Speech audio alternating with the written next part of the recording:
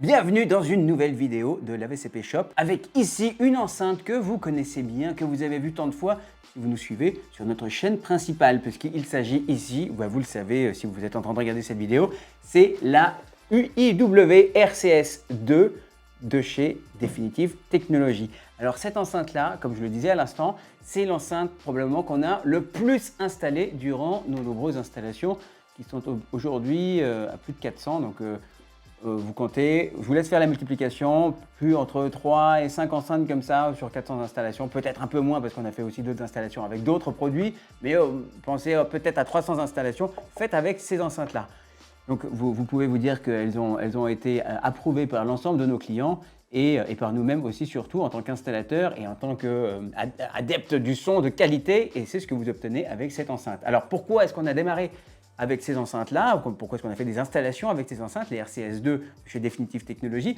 Eh bien parce qu'au départ, on utilisait des enceintes du même style, c'est-à-dire avec une architecture qui est semblable. Ce type d'enceinte-là, il faut le savoir, sont particulières parce que, vous l'avez, je n'ai pas besoin de vous l'expliquer plus que ça, vous avez une forme très particulière, une inclinaison qui est parfaitement calculée et qui permet de vous donner l'illusion que le son, lorsque vous installez cette enceinte-là au plafond, que le son sort de la toile, de votre toile de projection ou de votre télé. D'accord ? Ça aura tendance à mieux fonctionner sur votre écran de projection si vous avez une grande surface de projection, parce que cette enceinte-là va avoir une technologie que Definitive Technologies appelle Wave Launch, et donc qui vous permet lorsque vous regardez l'image face à vous, vous avez l'impression, comme au cinéma, que le son sort parfaitement au centre de la toile.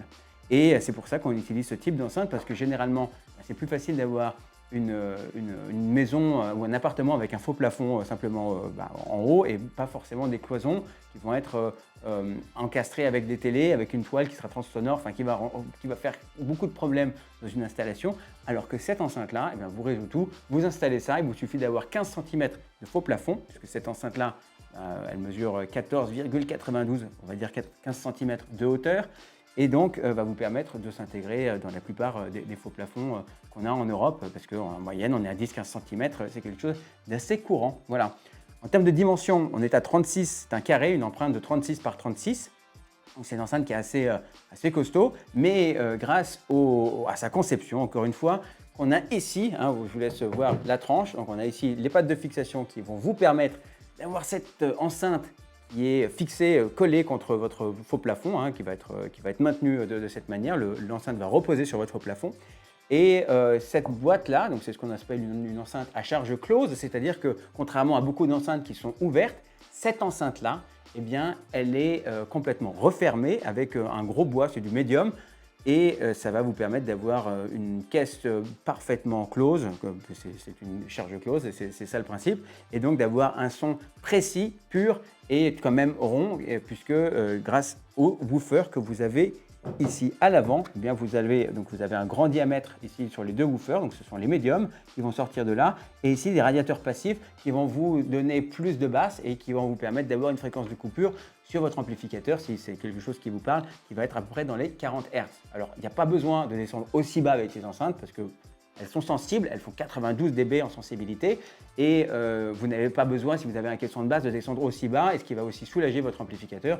Donc mon conseil, si vous le voulez, c'est d'aller dans les 80, 120, ça sera très très bien. D'accord ? Vous n'êtes pas obligé de descendre aussi bas dans les basses fréquences sur cette enceinte, mais si vous voulez le faire, vous pouvez. D'accord ?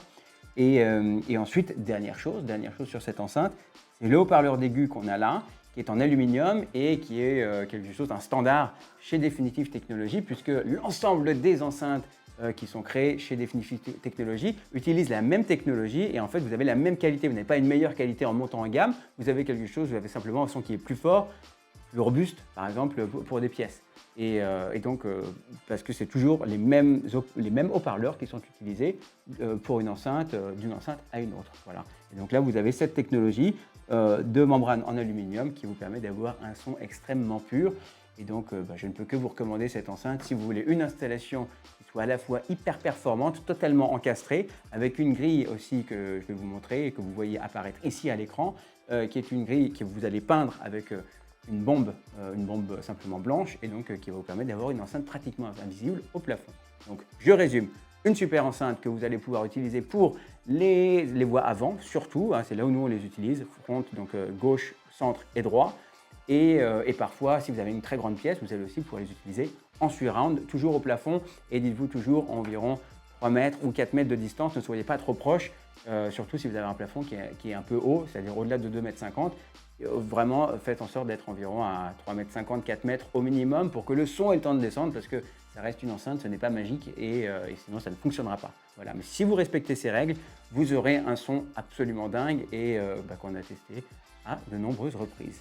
Voilà, merci d'être resté avec moi jusqu'au bout. J'espère que ces informations vous ont été utiles pour faire votre choix sur cette enceinte, l'UIW RCS2 de Definitive Technologies. Et puis on se retrouve très vite avec une nouvelle vidéo sur un nouveau produit.